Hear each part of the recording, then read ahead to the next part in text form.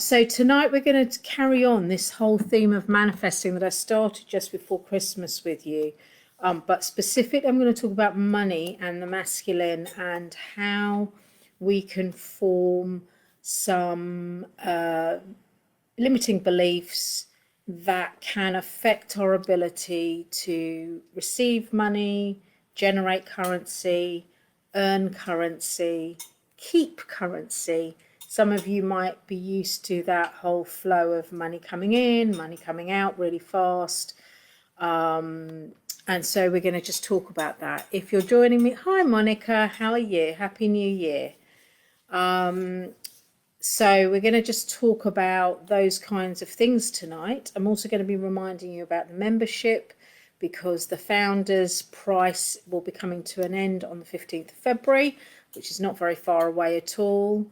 Yes, of course you can, Monica. I'll be doing the cards towards the end. I'm just going to do the money bit first, and then I'll talk about do your cards for each of you. I will add you to my list so that you are first. Okay. So we're going to talk about money. So I'm just going to wait for a couple more people to join us. Who's had snow while we're just waiting? We had a couple of flurries, but nothing major. Hi, Louise. Thomas and Emily with you. Hello, Thomas and Emily. If you guys, have you got snow? Anyone? So tonight we're going to talk about the energy of money, how limiting beliefs form, how the masculine can affect your ability to manifest. It's not just about masculine, actually. I'm going to talk about the feminine. Hello, Thomas and Emily. And we're going to also talk about limiting beliefs and how it shows up in your daily lives. So I'm going to crack on because there's quite a little bit. Yeah, we had some teeniest weeniest snowflakes, Louise, and then we had a couple of flurries, and then it sort of all disappeared and the sun came out. So that was that. Okay, so let's get cracking, shall we? Because there's quite a lot of ground to cover. So the first thing to think about with money is it's an energy, right? And it always wants to flow. It doesn't want to be held up by anyone. So it doesn't want to be received into your existence and then you hoard it away, not giving it a use. Money likes a use. So when you're thinking about manifesting with money, so creating money, bringing money into your experience, you want to know what ways you want to use it. Now, when I say this, I'm going to say to you, that doesn't mean you shouldn't save money, but you save money with purpose. So, for example, if you're saving money for an emergency fund to do with your home or your car, that gives that savings pot purpose and gives money purpose. Equally, you could be saving for a holiday or you could be saving for your future. So opening an ISA or a pension, and you're saving towards your future experiences. So saving is not bad, saving is good as long as that thing has purpose. You don't want to be saving from a fearful perspective, all right? So that's the first thing to think about. Now, money is also a masculine energy. Now, by that I mean masculine energy is the energy that's action-based. It moves forward, it doesn't stand still. Feminine energy is about receiving and being open to receive. So masculine is more about the action. So when we're thinking about money and our ability to generate currency in our lives, you want to look at your male role models. So how did they feel about money? How did they talk about money? How did they generate currency into their existence? And when they did get money, how did they feel about it? How did they spend it? How did they save it? How did they use money? Because you will have been, as you're growing up, you will have been watching them. And hi, Lucy, and you will have been absorbing from them their views. So, for example, my dad, for example, was self-employed for many years and he had quite a steady income. But when he suddenly got a lot of money in, he rarely kept hold of it. It went out really fast. And so one of the lessons I learned, which I've had to clear, is that just because money comes in doesn't mean you have to spend it straight away. You can actually enjoy that, having that money in your experience before you take action with it. Also, what you want to think about is when you're looking at how and it's not just your dad's, by the way, it can be your grandparents, it can be your uncles, it can be older brothers as well. You want to look at the men around you with whom you're growing up with. And you want to sort of be aware of how do they feel about money. So, for example, in the kind of a lot of working class families, men who got paid weekly would come home and give their entire wage packet over to their wives, and then their wives would manage the money. Is that bad or good? It depends really on what the man's thinking was when he handed over his wage packet. Did he want to, he'd taken responsibility for earning that money, but when he handed that money over, did he then abdicate his responsibility on how that currency was going to be spent? If he had some say in how that currency was being spent, then he's still taking ownership of that money, right? And he is taking ownership of his relationship with money. If, however, when he handed over the money to his wife and then went, you deal with it, it's got nothing to do with me, that is not taking responsibility for your money. It's allowing money to come in, but you're not actually going to go, I want it spent in this way, or I need to buy this. You're not actually having any ownership of that money.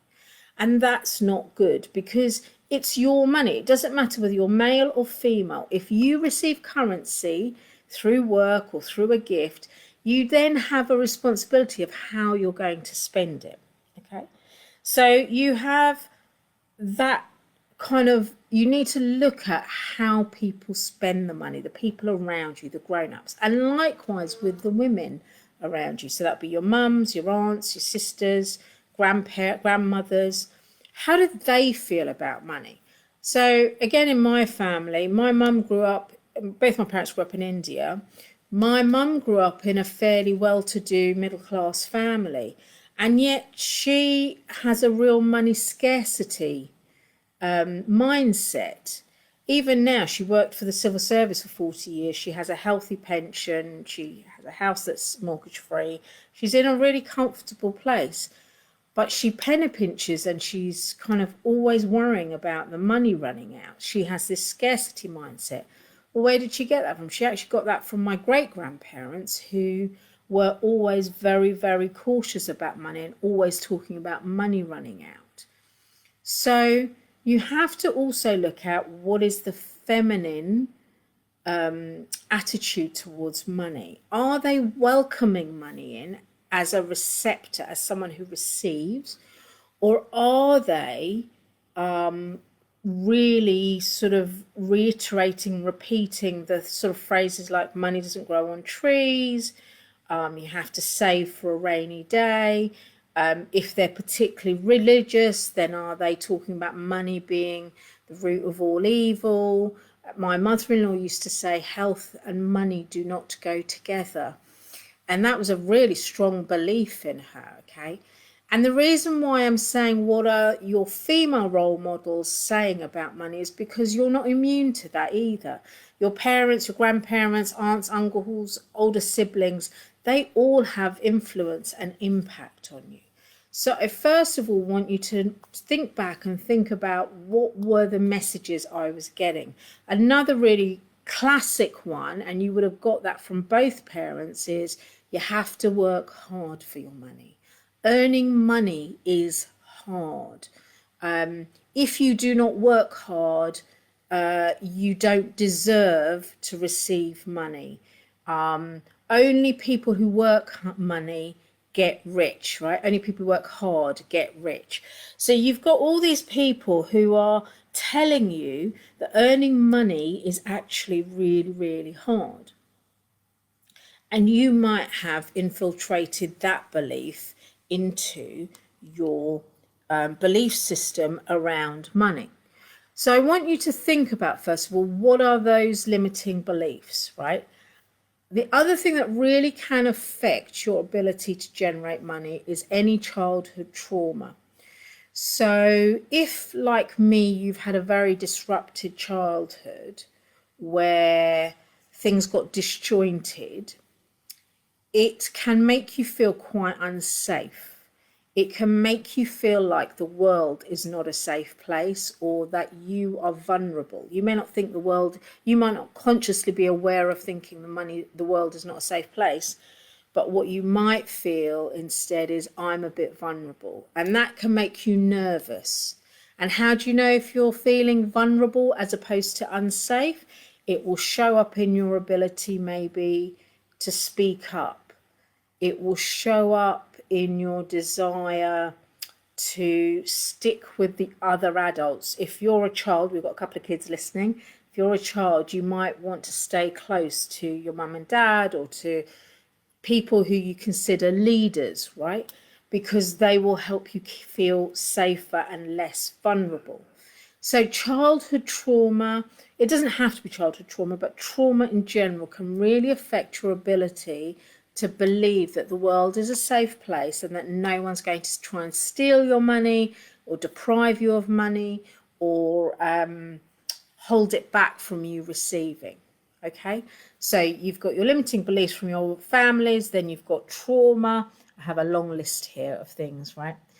Another thing that can affect your ability to receive, because money is masculine, are your boundaries.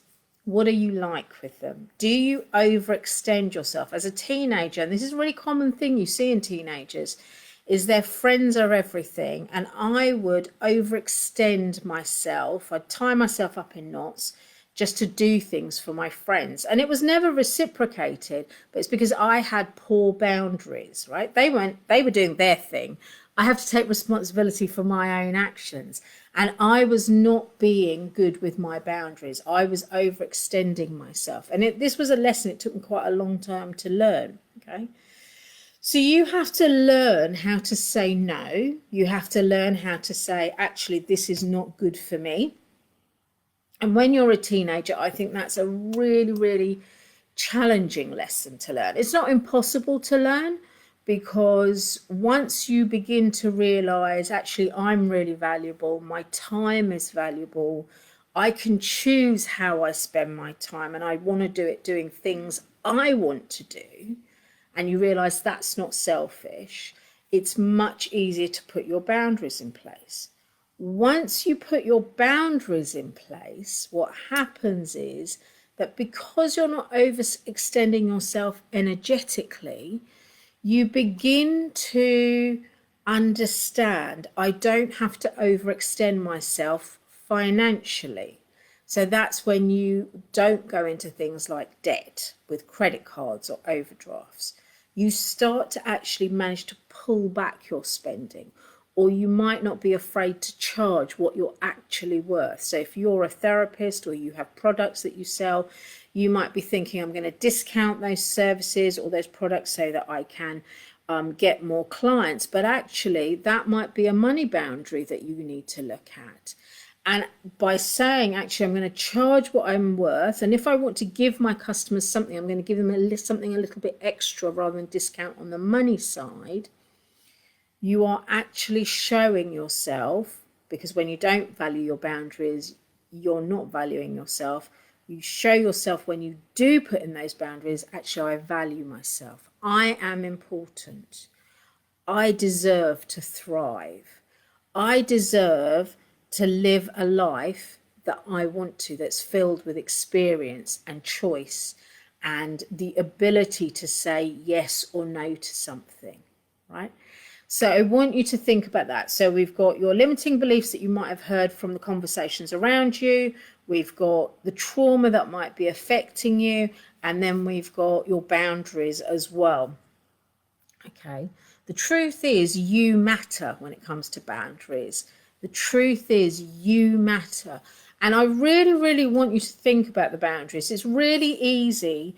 And everybody does this. it's really easy to go, it doesn't matter. It's just an extra half an hour or an extra 10 minutes or an extra whatever. But it does matter. It really matters because you're expending your energy to help someone else, but to your own detriment. So always remember, when you are being presented with a choice, you have to say, is this worth my time? Is it worth my energy? Is it going to make me feel good in the doing of this thing? Or am I going to feel guilty or put upon or resentful? Because if it's any of the latter three, then you shouldn't be doing it. And if you still do it knowing that you're feeling resentful and put upon, what happens is that you are not honouring yourself and not honouring your boundary. Honestly, I could talk about boundaries all night, really. So if you look at the three things that I've just talked about, limiting beliefs, trauma and feeling unsafe and feeling vulnerable, and boundaries, I want you now to think, where do these things show up in my life? So if I've been listening to conversations where people are talking about money's hard to earn, it's difficult to earn money. If you look at the news, any of you watch the news, then you will hear things like the cost of living crisis and how difficult it is. At the moment, a lot of adults are talking about the post office scandal that's going on and how those people got ripped off by the post office. And if you watch those kind of programs all the time, plus the news, you would truly believe that money is really hard to come by. It's not true. But money doesn't just affect, that belief around money being hard to come by seeps into other areas of your lives. So it could seep into, it's hard to make friends. It's hard to find someone who to love and who loves me back. I have to be really independent because no one is going to help me or save me. Or things like, I need to be really careful because other people will take advantage of me, right? So I want you, when you're looking at your money manifesting, to go, where else do I not feel safe? Do you not feel safe in your own home because you rent and you're worried about the landlord putting up for me, right? Yeah, I think this is a really interesting topic, Lucy. And I think it's something, I mean, I had the most brilliant conversation with a member of this group today. And it was, bing, bing, bing, ideas were going off in my head. I'd actually decided this as a topic last week, but I wasn't happy with what I'd received. So I was waiting. This conversation today really clarified a lot of stuff for me. And this thing about how it seeps into other areas of your life, these money beliefs of, it's hard to find someone to love me. It's hard to find someone who will care for me and make me the priority. Well, if you don't make you a priority, if you don't love yourself enough to have your own boundaries, to clear the limiting beliefs, then it's much harder for someone else to come in and do those things. That's not their job, right? Your partner, your husband, wife, whatever, they're not there to make you better. The two of you should be turning up in your relationship being the best versions of you at this point, right? And then you grow together, keep showing up as the best versions. So if money is a subject where you have been struggling with, look at your other relationships. Where is there some crossover? Okay. Money, have you ever considered money as a nurturing and thriving energy? And it was really interesting during this conversation today, because when we were talking about money being a nurturing and thriving energy, both of us paused for a moment and we were like, I hadn't really thought of it as a nurturing energy. It had always felt like it needed lots of work to it. It felt like sometimes money can feel really elusive and it can feel like it's just round the next corner. It's just with that next idea. It's that, always just one step away from it. I'm just going to keep chasing it. And that's in an energy of lack, actually. right? That's where you're feeling the lack. You're not feeling it as money as an energy. If it flowed to me, it could nurture me. It could help me feel safe. It could help me feel cocooned, right? It could be a loving energy that gives me choice. It could be an energy that allows me to thrive. Now, what does thrive look like? Thrive looks like different things to different people.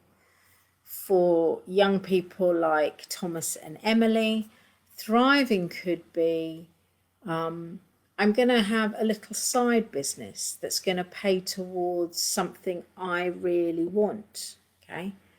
Thrive could be, I'm going to, again, at their age, I'm going to actually invest that money in a hobby that I'm really interested in, and I'm going to grow that hobby. And the best thing about doing it on my own and thriving with this hobby is I've not had to ask my parents to invest in this for me. So there's a great deal of satisfaction in it. There's nothing wrong, by the way, in asking your parents to invest, but there is a great deal of satisfaction when you are a young person and you are able to thrive in a material sense because you have the money to spend on something you're really passionate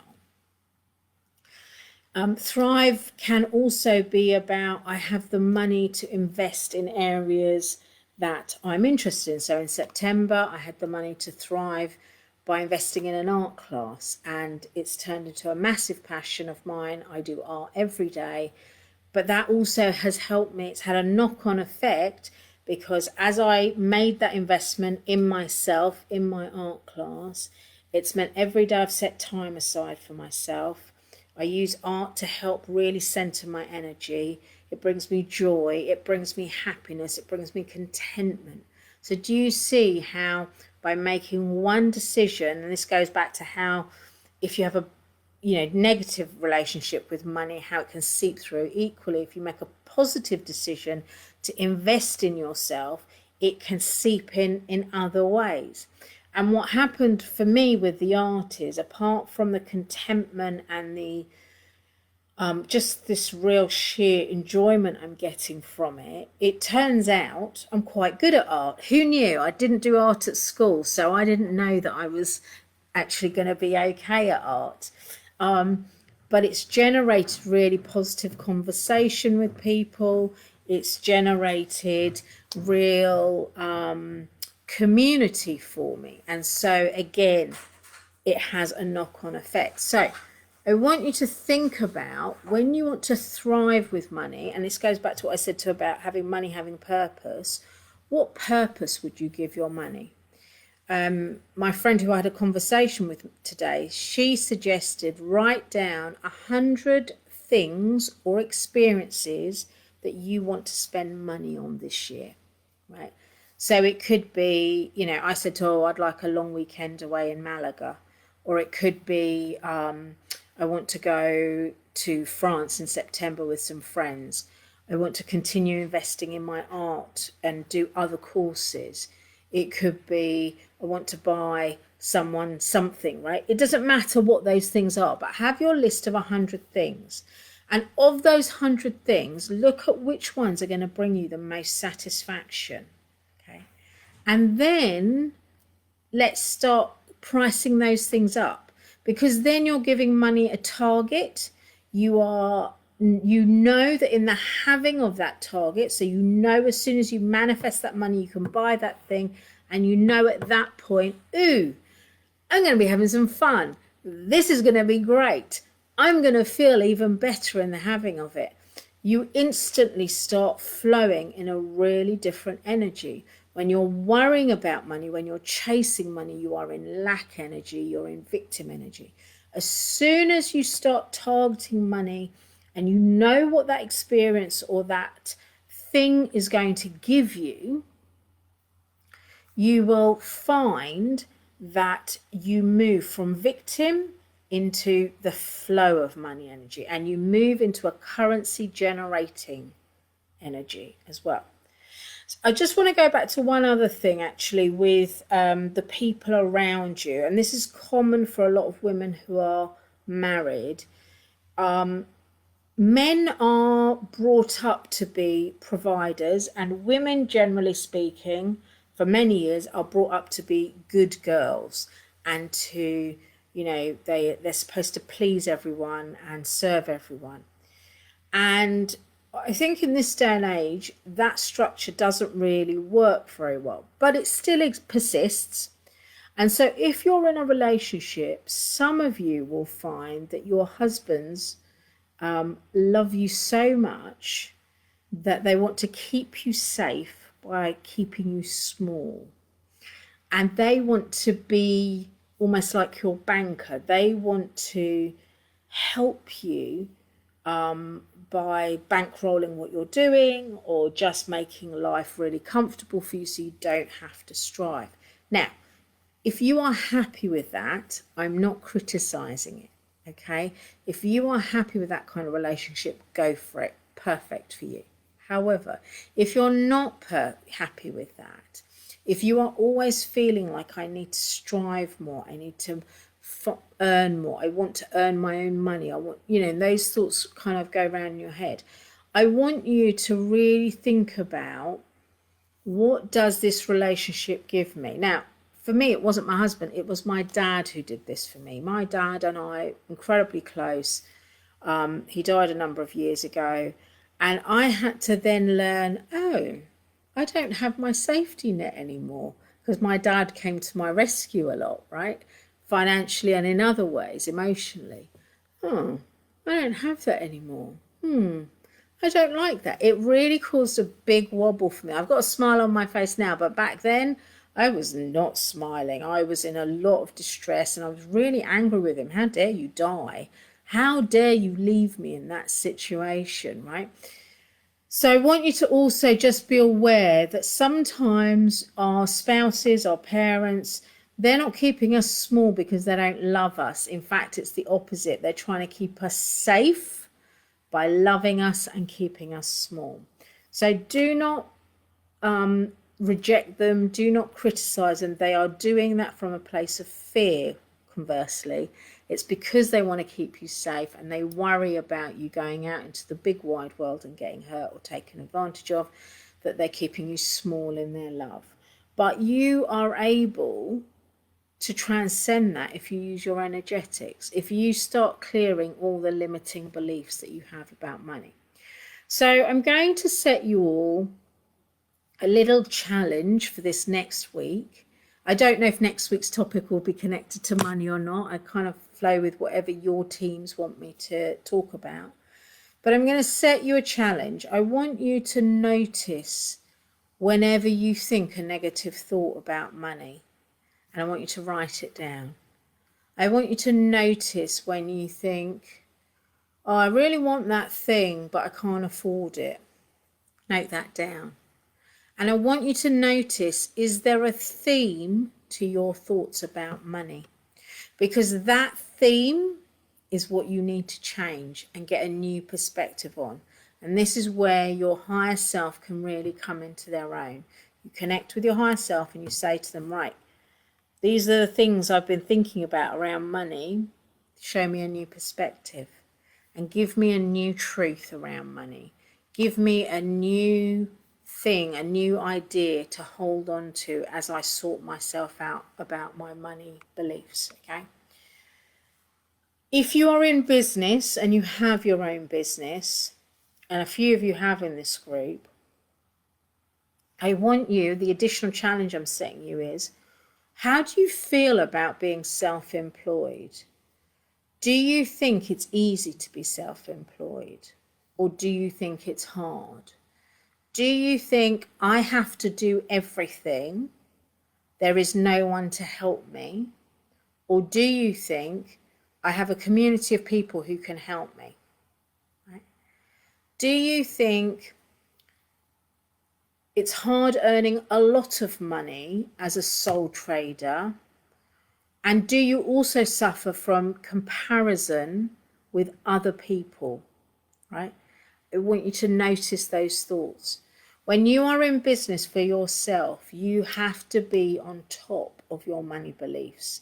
And they might need some regular checking in, okay? They might need regular updates, because every time you make a sale, you want to check underneath my initial delight, what is the reaction I'm feeling? What is the truth of how I'm feeling? Am I feeling like, oh, that was a good sale, where's my next one coming from? Or that was a good sale, oh my God, it's still not enough to pay my bills. Or oh, it's still not enough for me to go self-employed. I still have to go to work, right? Money flows in many different ways. And for some of you, working and being self-employed will go hand in hand. For others, it will be you'll go self-employed completely and you'll take off your businesses. You know, they'll just take off really beautifully. Others of you will have a more steady incremental increase in income. So I want you to notice what your beliefs are, and feel free to share them in the comments, because then we can start looking at them and we can start working on them. And I'm just going to finish on the money subject for today to say to you, money in isolation is rarely the problem. It knocks over, all these things knock over into health, they knock into personal growth, they knock into other areas, relationships, they'll knock into all these areas, right? Money is just a symbol or a sign that you are out of balance with the energy and you need to do some work. And when you start doing that work, notice what happens. So if, for example, you've gone, say you're employed, there's two examples I can give you. One is if you're employed and you don't get your bonus, how did that make you feel? Did it make you feel rejected, hard done by, ignored, unvalued, right? Well, if that's the case, where else are you feeling unvalued, unloved, and uncared for? And are you doing it to yourself, or is someone else, are you allowing someone else to do it to you?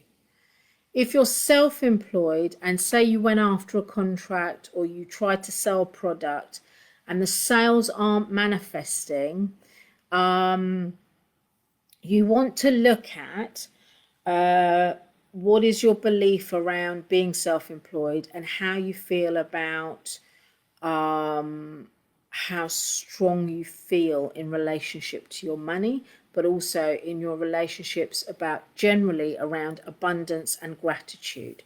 So have a think about that.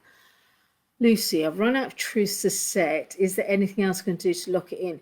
Yeah, so Lucy, the thing I would say to you is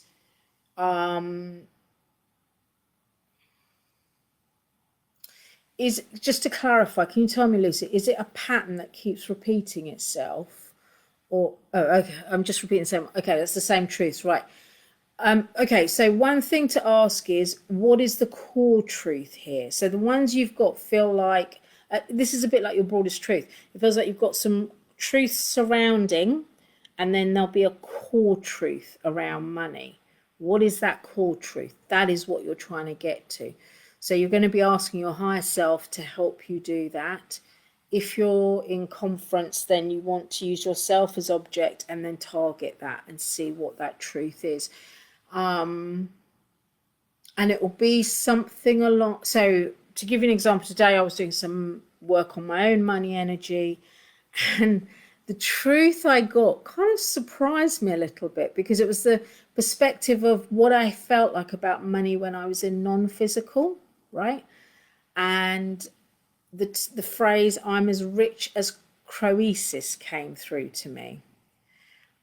So that's how I felt when I was in non-physical. Hi, Denise. That's how I felt in non-physical about money. So I'm now going to bring that through. So if you're in conference, which I think you are, Lucy, conference is about flowing the non-physical aspect of you. You are flowing more non-physical energy into your physical body than ever before, right? So connect to, how did you feel about money when you were in non-physical, right? So center yourself. You can ask your team to just show you, what was my perspective about money in non-physical, right? So for me, for example, I got the phrase "I'm as rich as Croesus." I think that's how you say it. And then I had the Midas touch. Okay, So that really begins to change how I feel about money as a physical human, because I know I'm flowing more non-physical than I am physical, right? So I want you to do that. Yes, you can. Yes, you can. That would be brilliant if you do that. And then I saw Monica had commented. I'm just going to see what Monica said. Any money from sales on my, yeah. Brilliant. That's really great, Monica, because you're really, really focused. I know you're a target manifester as well. So you're really focused on that target you have. And the beauty of that is that it doesn't allow you to waver with worries. You're just so tunnel visioned on what you want. What you could do to really help that flow of money increase is really, really think about, if when you achieve your dream, how are you going to feel? And then start doing things that help you feel that feeling now. When you practice that feeling, you are practicing alignment with your target, right? So if you are a target manifester and you are bringing that feeling into the now, you are essentially going, I'm really ready to live this dream life that I want. Let's do this. And so that helps you stay really on track. You're welcome, Lucy. Let me know how you get on with that, my lovely. Okay, that's it for tonight. Thank you for joining me. I hope today's session is helpful. Any questions, any follow-up questions to what I've said in the first half, please put them in this thread. I was thinking, that's funny. Well done, Denise. The only other thing I just want to remind you of is, if you've been thinking about joining my membership, it's currently set at £30 a month. You get to email me 2 questions and I send you up to a 10-minute video back. In the video, I'll give you some real concrete action steps to take. That's why it's 2 videos, so you have time to take those concrete pieces of action. We now have a Facebook group, and I'm also going to be introducing some themes into the group as well. So if you would like to join my membership, but you're not sure if it's for you, just use the link that I'll put in the group for the clarity call. It's a 30-minute clarity call. There's no pressure to join. It's really to see if and how I can help you and if it's the right thing for you. And don't be afraid to come on that call and then go, okay, I don't think this is for me right now. That's fine. Just be aware, from the 15th of February, the price goes up to £47 a month. And so if you want to get in on the founder's price, you need to sort of crack on and book that clarity call, or just join. Either's great, right? So I shall love you and leave you. Have a lovely evening. Be good to yourself, be good to each other, and figure out your money limitations and how you can boost your money flow. Lots of love to you all.